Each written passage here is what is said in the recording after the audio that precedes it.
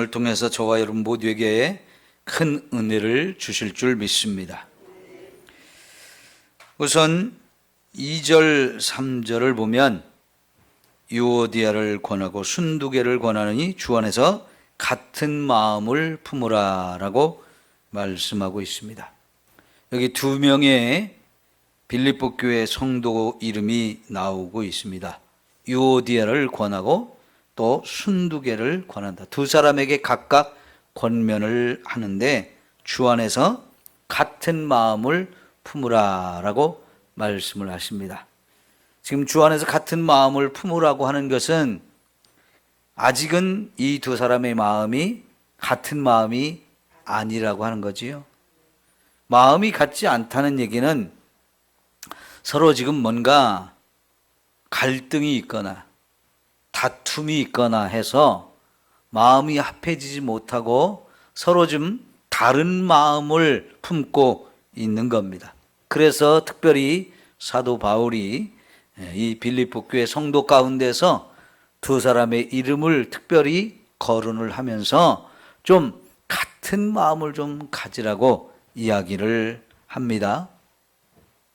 여러분, 한 교회 안에 있는 성도 사이에서 이런 갈등이 생기고 다툼이 있어가지고 하나가 되지 못한 상태에 있다면 그거는 두 사람의 문제이기도 하지만 교회 전체의 문제가 되기 때문에 지금 바울이 특별히 이 두 사람을 거론하면서 이들에게 같은 마음을 품으라고 얘기하는 것을 볼 수가 있습니다. 그러면서 3절을 보면요, 또 참으로 나와 멍에를 같이 한 내게 구하노니, 여기서 바울과 함께 멍에를 맨 또 다른 교회의 이 사람은 지도자인 것 같아요. 여기에 이름은 안 나와 있지만은 참으로 나와 멍에를 함께 같이 맺던 너에게 내가 구하는데 하면서 이 빌립보 교회를 이끌고 가는 지도자인 것 같은데요, 그 사람에게 말하기를 복음에 나와 함께 힘쓰던 저 여인들을 돕고 또한 글레멘드와 그와 그 외에 나의 동역자들을 도우라, 그 이름들이 생명책에 있느니라 라고 이야기를 하는데요, 저 여인들, 여기 위에 말하는 유오디아와 순두개인데요, 그 여인들이 사실은 복음에서 나와 함께 힘쓰던 사람들이라는 거예요. 바울이 이 빌립보 지역에 가서 복음을 전할 때에 유오디아와 순두개는 바울과 함께 정말 이 복음을 위해서 많은 일을 했던 사람인 것 같아요. 바울이 빌립보 교회에 갔을 때 바울과 함께 마음과 뜻을 합해서 열심히 복음을 전하고 교회를 세우는 이 일을 했던 사람들이 꽤 많았던 것 같아요. 여기 3절에 나와 멍에를 같이 맨 너도 나와 함께 고난을 겪으면서 이 복음을 전했던 사람이고, 또 복음을 위해서 힘쓰던 두 여인, 그리고 또 글레멘드와 또 다른 나의 동역자들, 그러니까 바울을 위해서 정말 많은 사람들이 함께 힘을 합했고, 그래서 뜻이 하나가 돼서 복음을 위해서 정말 많은 노력을 했던 사람들이라고 하는 거죠. 이런 사람들을 돕고 서로 귀하게 여기라고 얘기해요. 한편으로는 유오디아와 순두개가 같이 열심히 이렇게 협력해서 일을 하다가 언제부턴가 둘의 마음이 갈라져서 이렇게 힘들고 어려운 상황이 되었는데, 이들 모두가 다 교회의 소중한 일꾼들이고요, 서로가 그들의 수고와 그들의 존재에 대해서 인정하고 귀하게 여기고 또 같이 돕는 이런 역할을 해야 되는데, 특별히 이 두 사람이 나누어져 있으니까 빨리 좀 마음을 합하라고 권면을 하고 있습니다. 그런데 마지막에 한 말씀을 보니까 그 이름들이 생명책에 있느니라 그랬어요. 비록 지금은 뭔가 문제가 생겨서 이렇게 서로 갈등을 빚고 마음이 하나가 안 됐지만 분명히 그들도 다 생명책의 이름이 기록이 되어 있다는 거예요. 그러면 다 천국 간다는 얘기지요. 구원받은 사람이라는 얘기지요. 그럼 얼마나 귀한 사람들입니까? 여러분, 우리 신앙생활을 할 때 우리가 두 가지 큰 면에서 우리가 돌아볼 것이 있는데, 첫째는 우리 자신이 하나님 앞에 바로 서는 거예요. 이것을 위해서 날마다 내 자신을 살펴보면서 내가 지금 바르게 가고 있는가, 앞에서 말한 것으로 생각해 보면 목표를 정확하게 두고 그 길을 지금 가고 있는가, 그래서 얼만큼 왔는지 점검해 보면서 아직도 내가 갈 길이 멀다, 아직도 내 신앙이 더 성숙해야 된다, 예수님을 더 많이 알아야 되고 더 닮아가야 된다, 이런 부분을 각자가 자기 자신 개인적으로 점검하고 돌아보면서 더 열심을 낼 수 있는 거, 이게 첫 번째 우리가 생각해야 될 부분이고요. 또 하나는 뭐냐면 우리가 함께 신앙생활하는 교회 공동체입니다. 이 공동체 안에 여러 사람이 함께 모여서 주님의 몸을 이룬 교회를 세워가고 있어요. 그럴 때 교회 안에서 우리가 하고 있는 일들이 귀하고 아름다운 일인데 서로가 인정하고 서로가 돕고 서로가 귀중한 존재라는 것을 알고 대우를 해줘야죠. 그러면서 혹시라도 내가 다른 사람과의 관계 속에서 뭔가 문제가 있고 어려움이 있으면 이거는 결국은 교회 전체가 아파하는 문제가 되어져요. 이런 문제가 없이 설령 무슨 문제가 있어서 그들이 서로 갈등을 빚고 다툼도 있고 어려운 상태가 있다 할지라도 빨리 화해하고 문제를 풀고 그리고는 서로가 하나가 되어서 같이 하나님의 교회를 세워가는 이런 역할을 같이 한다면 이 얼마나 좋겠습니까? 우리들 각자의 신앙도 건강해야 되고 교회도 건강해야 하는 것입니다. 혹시라도 여러분 나 때문에 교회에 어려움이 있어서는 안 되겠죠. 나로 인해서 다른 성도들이 힘들어하고 고민하고 있고 아파하고 있고 그래서 내가 교회의 어떤 기독거리가 되었다면 이거는 안 돼요. 우리 조심하면서 서로가 나 자신의 믿음도 또 교회 전체의 건강도 우리가 돌아보면서 함께 아름다운 교회를 세워갈 수 있는 저와 여러분 되기를 소망합니다. 그래서 여러분 5절을 보면 의미가 있어요. 이런 면에서 5절을 보면 너의 관용을 모든 사람에게 알게 하라 그랬어요. 이 관용이라는 게 뭡니까? 넓은 마음으로 품어주는 것을 말하거든요. 그러니까 이런 것을 우리가 바다 같은 마음이라고 그래요. 바다는 아무리 여기저기 강에서 막 온갖 것이 다 떠내려와도 다 받아들이지요. 다 품습니다. 그리고 그 바다라는 것이 참 좋은 게 뭐냐면 오염된 것들이 온갖 쓰레기들이 다 바다로 떠밀려와도요 그 바다 속에서 정화가 되고 또 깨끗하게 되어지면서 이 지구를 건강하게 만드는 역할을 하는 게 바다거든요. 그래서 넓은 마음, 이거를 바다 같은 마음이라고 말하는데 거기에 적합한 단어가 이 관용이라고 하는 거예요. 그러니까 모든 사람을 다 받아주고 그들과 서로 하나가 될 수 있는 이런 삶을 살라고 말씀하는데 여러분 교회 안에서 우리가 가져야 될 너무너무 소중한 마음인 줄 믿습니다. 이 관용을 모든 사람이 알 수 있도록 내가 이렇게 저 사람들을 다 품고 있다.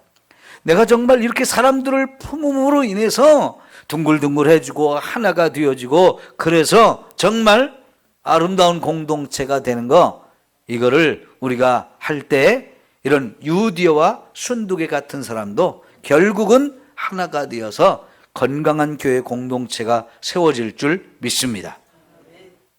여러분 팔복에 보면 이런 말씀이 있어요. 화평케 하는 자는 복이 있나니 저희가 하나님의 아들이라 일컬음을 받을 것이다 그랬어요. 이 화평케 하는 자, 쉬운 말로 하면 평화를 만드는 사람인 거예요. 이 평화를 만드는 사람이라는 것은 뭐냐면요, 어디 갈등이 있고 나누어져 있고 분열되어 있고 싸움과 다툼이 있는 그곳에 뛰어 들어가서 양자 사이를 평화롭게 만드는 중재 역할을 하는 사람이에요. 이게 평화를 만들어가는 사람인데, 이런 일을 누가 하느냐? 하나님의 아들 된 사람들이 이런 일들을 세상 가운데서 만들어 가야 한다는 거예요. 여러분, 우리나라 지금 정치 상황을 보면 여와 야가 너무 극단적으로 막 대립을 하죠. 서로 자기들은 잘못 없고 저놈 상대편만 잘못이 있다고 하면서 상대편 잘못을 공격하는데 너무 심해요, 서로가. 그죠? 싸움만 해요. 근데 이럴 때 정말 여와 야 사이에서 평화를 만드는 사람이 있으면 얼마나 좋을까요? 우리나라 그런 사람이 지금 너무 필요한데요, 그런 사람이 없어서 지금 이 갈등의 골이 점점 깊어지기만 하고 이 싸움이 더 격화되고 있는 것을 보는데 참 안타깝잖아요. 가끔은 교회 안에서도 이렇게 다툼이 있어서 나누어져 가지고 막 싸우는 교회들이 있어요. 너무너무 안타깝습니다. 여러분, 우리 교회는 이런 다툼과 싸움과 분열이 없어야 합니다. 그나마 이 두 사람이 여기 빌립보 교회는 두 사람이 이런 좀 뭔가 갈등이 있는 것으로 보여져서 그나마 다행이에요. 그런데 여러분, 고린도 교회는 어땠습니까? 나는 바울파다, 나는 아볼로파다, 나는 베드로파다, 나는 예수파다 하면서 막 아주 사분오열이 돼가지고 서로 자기가 믿고 따르고 막 좋다고 하는 사람들을 중심으로 파당을 지어가지고 서로 나누어져서 자꾸 싸우는 그런 모습이었어요. 이건 정말 교회가 엉망이 되어지고요, 세상으로부터 막 욕을 먹을 수 있는 것이거든요.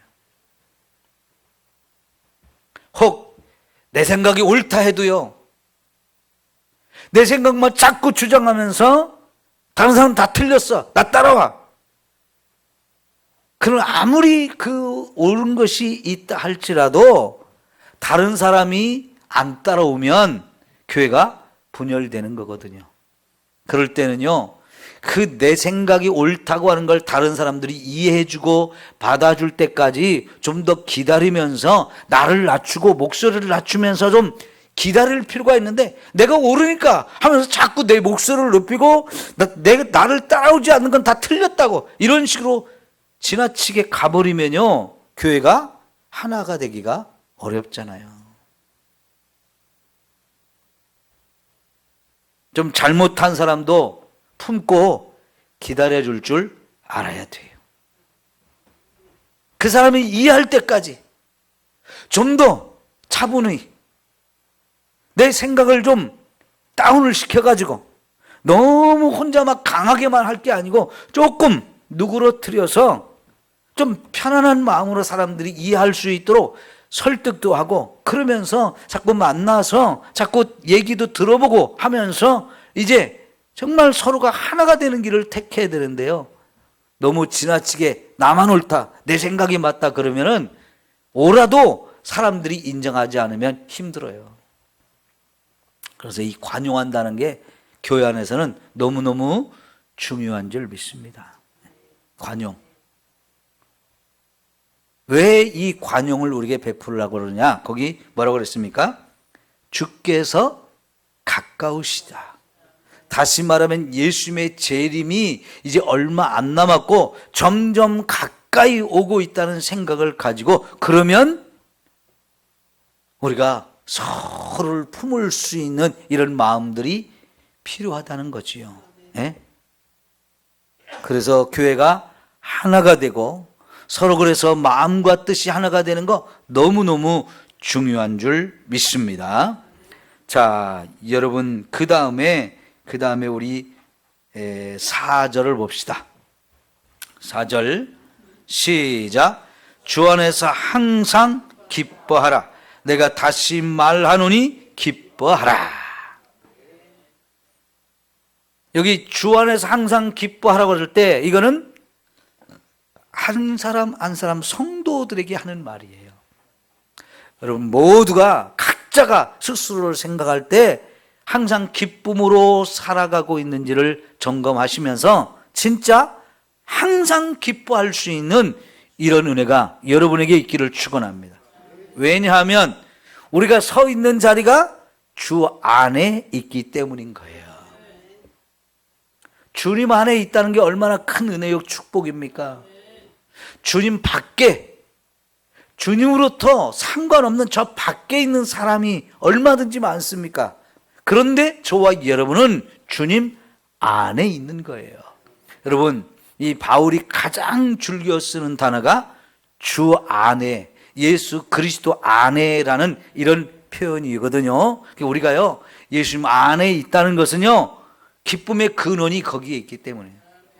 기쁨의 근원 되시는 예수를 위해 삽시다. 그렇죠? 네. 예수님이 우리 기쁨을 주시는 분이에요. 그분 안에 우리가 있다는 것은요, 항상 기뻐할 수 있는 조건이 다 갖추어져 있는 거예요.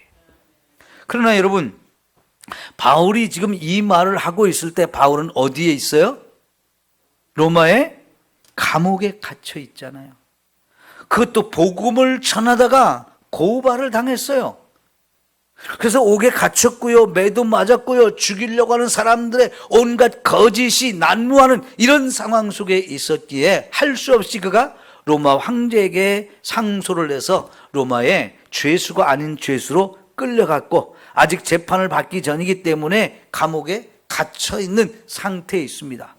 자, 이 상태로 있다는 거, 더 이상 복음을 전할 수 없을 것 같은, 복음을 전하기 아주 어려울 것 같은 상황입니다. 그렇게 놓고 보면 낙심할 수밖에 없고요, 절망할 수밖에 없고요, 근심하고 고민할 수밖에 없는데요, 이런 상황 속에서 사도 바울은 자기도 기뻐할 뿐만 아니라 이 편지를 받는 사람들에게도 기뻐하라고 권면하고 있어요.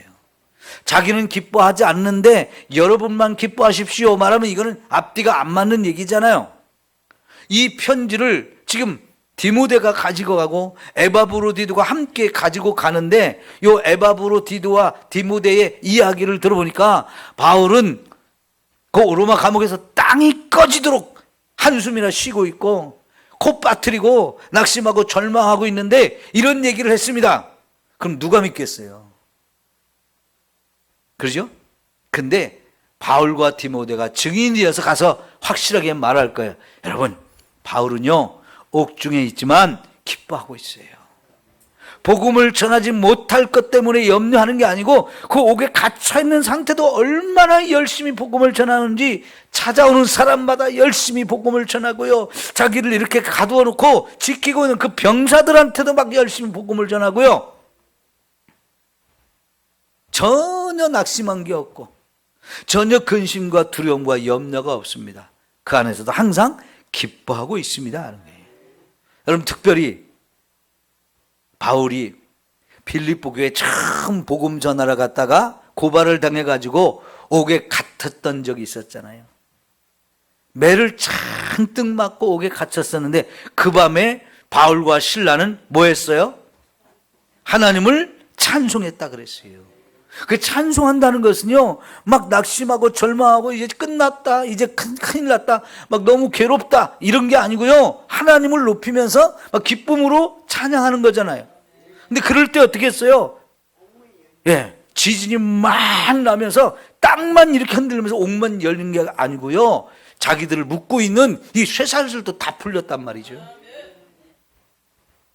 여러분, 기뻐할 때 그런 기적을 체험했던 것이 빌립보 교회에서 있을 때 체험이에요.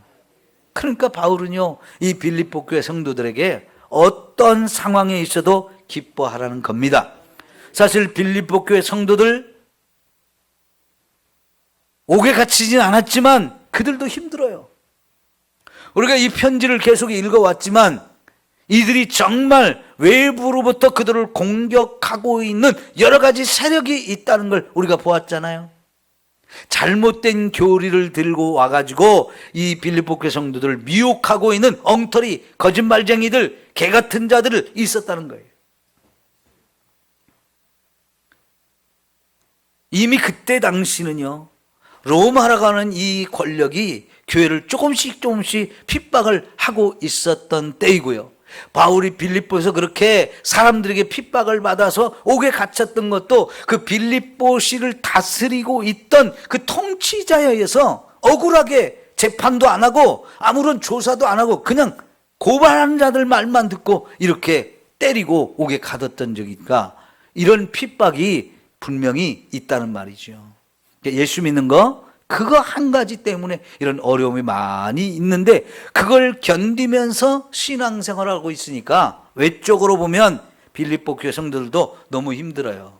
그런 성도들에게 우리는 기뻐하면서 살아야 된다고 그래요. 여러분 데살로니가전서 5장 16, 17, 18절 여러분 너무나 잘 알죠? 거기 첫 번째가 뭐였어요? 항상 기뻐하라는 거였잖아요. 왜요? 그게 너희를 향하신 하나님의 뜻이다라는 거죠. 하나님이 저와 여러분이 기쁨으로 살기를 원해요. 그래서 저와 여러분을 주 안에 서게 하셨는데 우리가 주 안에 있다는 것은 주님이 우리를 구원하셨다는 얘기요. 저와 여러분을 천국까지 데리고 가신다는 거예요. 이 땅에서도 계속 지켜주시고 축복하신다는 여러 가지 놀라운 은혜가 그 속에 다 있는데 이런 은혜를 우리가 누리면서 왜 기뻐할 이유가 없겠습니까? 세상에 좀 힘들고 어려운 것 때문에 이것 때문에 못 살겠다 그러면서 탄식하고 낙심하고 그런다면 이거는 말이 안 된다는 겁니다. 그래서 여러분 6절에서도 아무것도 염려하지 말고 그래요. 염려할 것이 없어서 염려하지 말라는 게 아닙니다. 염려할 것이 있지만 그 염려할 것 때문에 막 나 죽겠다고 힘들다고 막 염려하면서 어떻게 하냐고 이러는 게 아니고 이러지 말고 그 염려거리를 가지고 다만 모든 일에 기도와 간구로 너희 구할 것을 감사함으로 하나님께 아뢰라. 염려거리가 생겼어요. 그러면 그걸 누구한테 가져가라는 거예요? 하나님께 가져가라는 거예요. 그리고 그 하나님께 기도할 때도 아이고 하나님 나 큰일 났어요. 이거 못 살겠습니다. 이것 때문에 너무 힘들어요. 그러지 말고 물론 때로는 그렇게 할 때도 있어요. 기도할 때. 그러나 감사하면서 하나님께 아뢰라는 거예요. 왜 감사해야 될까요? 염려거리가 생겼는데 왜 감사해야 될까요? 첫째는요, 여러분, 그것 때문에 지금 기도하게 생겼잖아요. 우리가 문제가 생기면 그것이 하나님께 우리를 하나님께 가게 해요. 하나님 찾아요. 그것 때문에 기도하는 거예요. 가끔 보면요, 새벽 기도 안 나오던 사람이 새벽 기도 나오잖아요. 그럼 누가 봐도 저 사람 지금 뭔가 큰일 생겼나 보다 그렇게 생각도 해요. 물론 그런 일 없이도 내가 새벽 기도 좀 하면서 살아야지 정신 차려가지고 새벽 예배에 나올 수 있어요. 근데 새벽 예배에 나오는 사람도 매일 나오던 사람도 특별히 기도가 막 깊어지는 사람이 있어요. 울면서 기도하고 막 절박하게 기도하고 안타까운 마음으로 기도할 때가 있어요. 왜? 기도할 거리가 생기면 그렇게 되는 거지요. 그러니까 여러분 우리 뭔가 염려할 것이 생겼으면 그것 때문에 감사할 첫 번째 이유는 그것 때문에 하나님을 찾는 기회가 돼요. 그래서 기도하게 되어져요. 그러니까 우리가 예수를 믿는 사람으로서 기도한다는 건 너무 중요한 건데요. 문제가 생겨서 기도할 것이 생겨서 기도하게 되는 거 그건 자연스럽게 하나님이 저와 여러분을 하나님 가까이 오라고 지금 땡기고 있는 거예요. 그러니까 여러분 근심 걱정거리가 생겼다. 아이고 하나님이 나 좀 기도하라고 하신가 보다. 그렇게 생각하시고 기도하면 돼요. 그러니까 감사할 일 있잖아요. 그 다음에 여러분 기도하면 하나님이 반드시 응답해 주시기 때문에 걱정할 것이 아니고 그냥 감사할 거예요. 여러분, 하나님이 내가 기도하는 거 들어 응답해 주셨어요. 그러면 어떨까요? 아우, 하나님 좋으신 분이야. 하나님은 이런 것도 또 다 해결해 주시네? 하나님 전능하신 분이야. 하나님에서 더 많이 알게 되거든요. 그리고 하나님이 내가 막 내 힘으로는 안 되니까 염려하고 걱정하고 막 그래서 하나님 앞에 기도했는데 하나님이 나는 할 수 없는 걸 다 해주셨어요. 해결해 주시고 문제가 풀어졌어요. 야, 얼마나 좋아요. 그죠? 여러분, 기도하기 전에는 이거 어떻게 한대요 하나님, 염려도 하고 근심도 하고 그러지만은 기도하면서부터 그 염려와 근심이 감사거리로 바뀌어지게 돼요. 왜? 하나님이 내 기도를 듣고 응답해 줄 것에 대한 믿음이 생기기 때문에 그래요. 믿고 기도하면 다 이루어진 줄 알라고 그러잖아요. 네? 믿음도 없이 기도하면 그건 기도 하나만 하잖아요. 그죠? 내가 기도하면 하나님 반드시 응답하신다고 하는 이 믿음을 가지고 기도하면 믿음대로 된다 그렇고 말씀하시잖아요. 그러니까 여러분, 기도한다는 건 그래서 감사할 수 있는 거예요. 그 외에도 우리가 감사할 게 참 많은데 어쨌든 여러분, 염려할 거, 근심할 거 다 싸들고 하나님 앞에 와서 내려놓으십시오. 네? 이게 기도예요. 여기 무거운 짐을 지고 나 홀로 견디다 못해 쓰러지는 그 사람은 진짜 어리석은 사람이에요. 왜 쓰러질 때까지 그러고 있어? 네? 진작에 와서 좀 내려놓으면 되는데 수고하고 무거운 짐에다 다 내게로 오라 그러셨잖아요. 그럼 좀 딱 얼른 와서 딱 내려놓고 주님, 제가 이거 너무 무겁거든요. 제가 감당이 안 되니까 주님께 맡길게요. 주님이 좀 해결해 주세요. 이게 기도잖아요.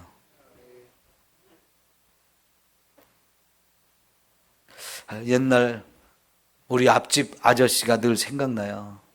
술만 먹으면 우리 앞집 집 앞을 통해서 자기 집으로 가시는데 매일 술을 드신 분이니까 술이 취해가지고 비틀비틀 가는데 무거운 짐을 나 홀로 지고 견디다 못해 쓰러질 때, 술 취한 아저씨가 꼭 이 찬송을 부르면서 집에 가요.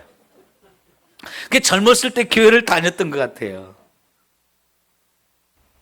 근데 왜 이 찬송을 할까요? 사는 게 힘든 거예요.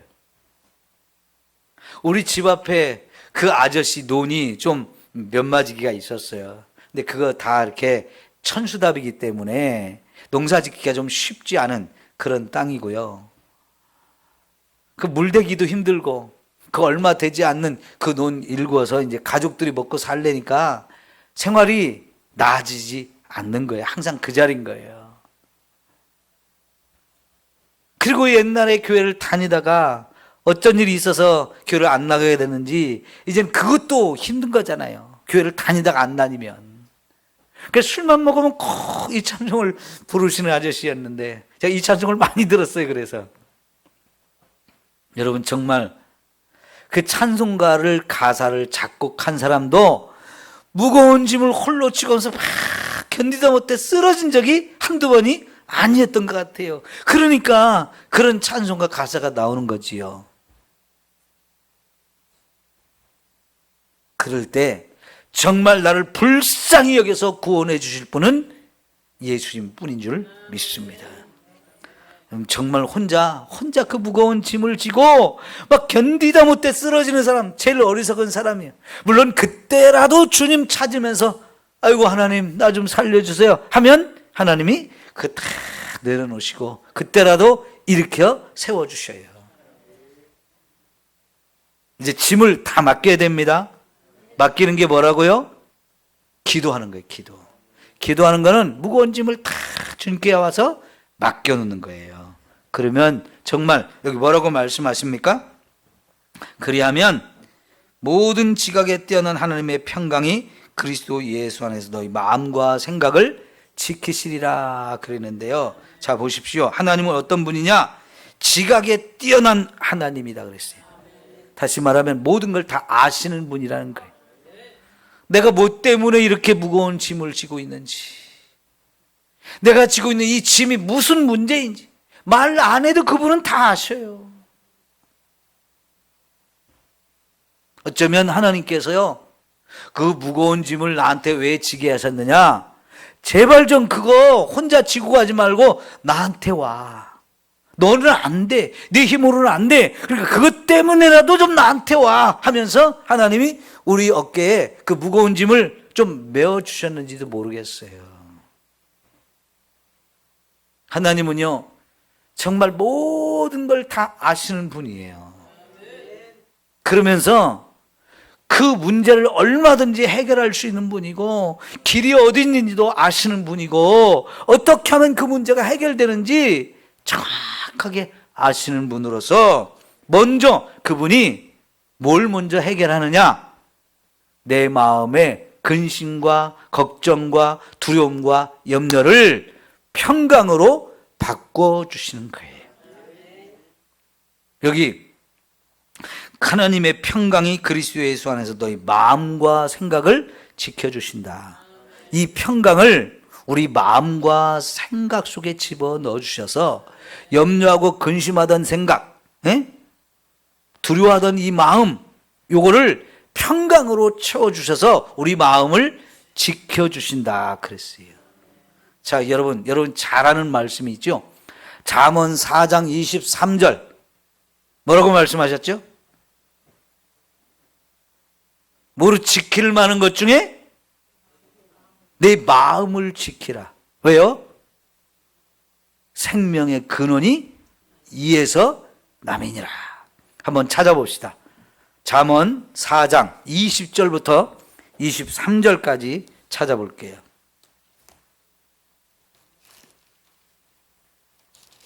잠언 4장 20절부터 23절까지예요.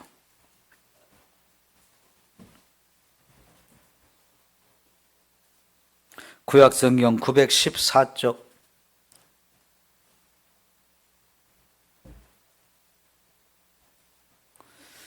자, 한 절씩 교독할게요. 내 아들아, 내 말에 주의하며 내가 말하는 것에 내 귀를 기울이라.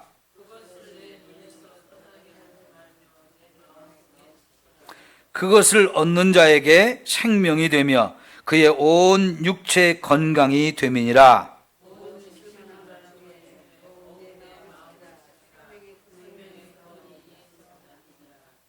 못 찾으셨나요? 아직도?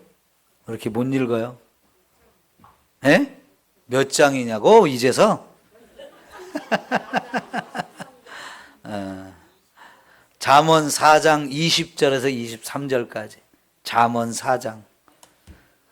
이제 나이를 먹으면요, 제가 잠언 4장 23절, 24절 그러면 벌써 4장은 잊어버렸어. 그러죠? 네. 자, 여러분 여기 4장 20절 보니까 솔로몬 왕이 아들에게 뭐라고 말하냐면, 내 아들아, 내가 너에게 주는 말 이걸 주의하고 내가 말하는 것에 좀 귀를 좀 잘 기울여라. 그래가지고 이 하나 내가 주는 말씀 이것을 내 눈에서도 떠나게 하지 말고 이것을 내 마음속에 잘 간직하고 잃어버리지 않도록 지켜라 그래요. 마음에 말씀을 잘 새겨가지고 지키래요. 말씀을 지키라는 뜻도 되고 마음도 지키라는 뜻이 돼요. 뭘로? 말씀으로. 말씀을 내 마음에 새기면 그 말씀이 내 마음을 지켜요. 그러면서 그것을 얻는 자에게 생명이 되게 하며 육체의 건강이 됨이니라.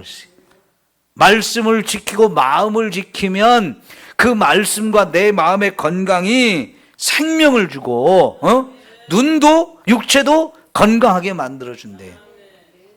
우리 최영률 집사님이 평소에 성경을 한 번도 안 읽으시던 분인데 금년에 이 7월 달 동안에 7번 성경을 읽었대요. 한 달에 한 번씩 읽으신 거예요. 근데 하나님이 놀랍게도요, 눈을 좋게 해주셨대요.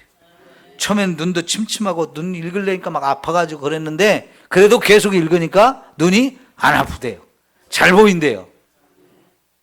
여러분 말씀 읽으면서 다양한 체험을 여러분이 하게 될 거예요. 어떤 체험을 하게 될지 저는 몰라요. 각자에게 하나님 주신 은혜가 다를 거기 때문에. 그래서 여러분 하나님 내가 말씀을 읽는 동안에 다양한 은혜와 축복을 여러분에게 주실 걸 믿고 계속해서 말씀을 읽다 보면 남들은 경험하지 못한 특별한 은혜와 축복을 여러분이 경험하게 되어줄 줄 믿습니다. 특별히 마음을 지키게 해준다는 거예요. 말씀이 내 마음을 지키게 해주고 생명이 그 말씀이 생명이 되고 우리 육체에도 건강을 주신다는 거예요. 그리고 무릇 지킬 만한 것 중에 내 마음을 더욱 힘써 지켜라. 왜? 생명의 근원이 여기에부터 나기 때문이라는 거죠. 마음을 지킨다는 거 생명을 지키는 거와 똑같은 거예요. 마음을 지키는 게 중요한데 그러면 여러분 아까 빌립보서 4장에 있는 말씀처럼 내 마음에 염려가 생겼어요. 염려가 생긴 거는 이거 비정상적인 거예요. 그 염려가 생기지 않도록 그 염려를 평안으로 다시 바꿀 수 있어야 마음을 지키는 거예요. 그러면 빌립보서 4장에서는 내 마음속에 염려가 생겼고 생각 속에 염려가 생겼는데 이거를 평강으로 바꾸기 위해서 우리가 뭘 해야 되느냐? 기도하라는 거예요. 그런데 여기 잠언에서는 그 마음속에 염려가 생긴 거 내 마음을 흔들어 놓고 내 생각을 자꾸 흔드는 악한 영들의 이 공격들이 나쁜 생각을 집어넣어요. 막 내 마음을 막 요동치게 만들어요. 자꾸 딴 생각을 하게 만들어요. 그럴 때 마음을 지키는 것이 중요한데 여기 잠언에서는 말씀을 내 마음에 새겨서 마음을 지키래요. 자, 여러분 아까 주님은 우리 주 안에서 기뻐하라고 그랬죠? 기뻐하는 것 대신 요새는요 많은 사람들이 우울증을 알아요. 여러분 기뻐하라고 주님은 말씀하시는데 나는 우울해. 그럼 이게 주님의 마음이 아니죠. 정상적인 마음이 아니에요. 우리가 가질 마음이 아니에요. 그 기쁨을 빼앗기고 그 기쁨 대신 그 자리에 우울증이 찾아와 있어요. 그럼 여러분 그 우울증을 우리가 이길 수 있는 방법은 말씀을 내 마음에 새기는 것이요 또 그걸 가지고 하나님께 가서 감사함으로 아뢰는 거예요. 그러면 하나님의 평강이 내 마음과 생각을 지켜주신다. 하나님이 악한 영들이 내 속에 집어넣은 이 우울증 이걸 싹 물리치고 거기에 기쁨으로 감사로 평강으로 채워주셔서 우울증이 떠나가고 기쁨이 충만한 이런 삶이 되어줄 줄 믿습니다. 여러분 지금도 수많은 사람들이요 이 마음을 지키지 못해서 힘들게 살아요. 여러분 예수님의 제자조차도 마귀가 그 마음속에 예수님을 팔려는 악한 생각을 집어넣으니까 진짜 가서 예수님을 팔아먹잖아요. 저 예수님 팔아먹고 돈이나 챙기자 이런 악한 생각을 하게 됐는데요. 여러분 사탄은 예수님 가장 가까이에 있는 제자한테도 그런 악한 생각을 집어넣어서 그 생각이 그를 사로잡고 그래서 이런 흉악한 죄의 길로 가는 너무나 끔찍한 죄를 짓잖아요. 우리 마음과 생각을 지키는 게 너무너무 중요한 거예요. 그러니까 여러분 아까 처음에 빌립보서로 돌아와서 제가 두 가지 말씀드렸죠. 우리는 내 개인적으로 하나님 앞에 내 믿음을 잘 세워가는 것. 두 번째는 교회 공동체를 건강하게 만들기 위해서 공동체 안에서 우리가 각자 해야 될 역할. 그런데 개인적으로 내 신앙생활을 잘 유지하는 가운데 여러분 요 빌립보서 4장에서 두 가지를 말하고 있어요. 하나는 기뻐하는 것. 또 하나는 마음의 염려와 근심이 찾아왔을 때 이것을 기도로서 물리치고 마음과 생각을 평강으로 지키는 것. 이게 개인적인 신앙생활에서 매우 매우 중요하다는 거예요. 여러분 내가 믿음이 바로 서면 교회 안에서 다른 사람한테도 항상 관용을 베풀고요 넓은 마음으로 보게 돼 있어요. 내 속이 시끄러우면 다 짜증나.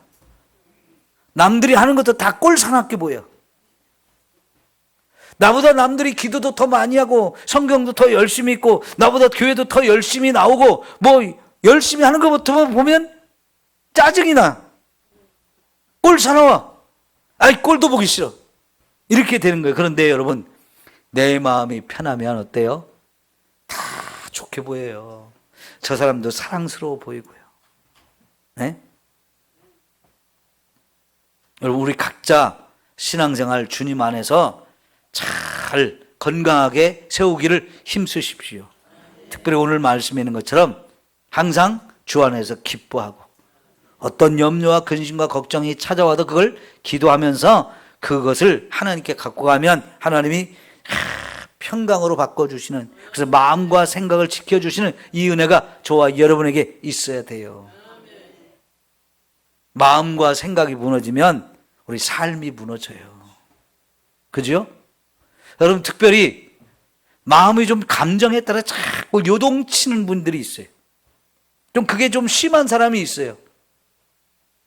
여자분들이 그게 좀 심할 수 있거든요. 너무 감정적이고 분위기 따라, 상황 따라 자꾸 요동 심한 사람이 있는데요, 그 옆에서 지켜보는 사람도 힘들어요.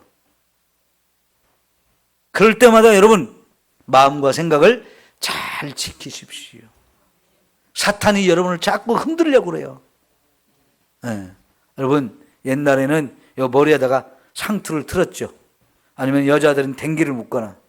그럼 여러분, 그 잡기가 딱 좋아요. 머리를 자꾸 흔들어 보세요, 사탄이. 이거 골치 아파요. 그죠? 그렇게 되지 않기를 바랍니다. 여러분, 상투를 틀고 그 위에다가 뭘 썼어요? 옛날엔 갓을 썼죠.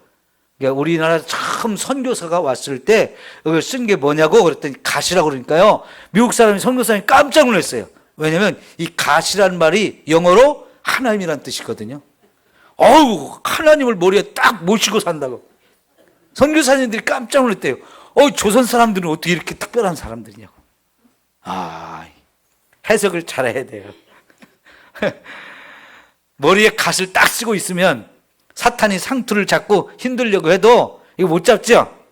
네, 여러분, 하나님이 내 머리에 딱 주인이 되어서 하나님이 딱 내 머리를 잡고 계시면 사탄이 우리를 함부로 흔들지 못하게 돼 있어요. 흔들리지 마세요. 네? 사탄에 의해서 막 흔들리지 말라고. 마음이 자꾸 요동치면 힘들어요. 네?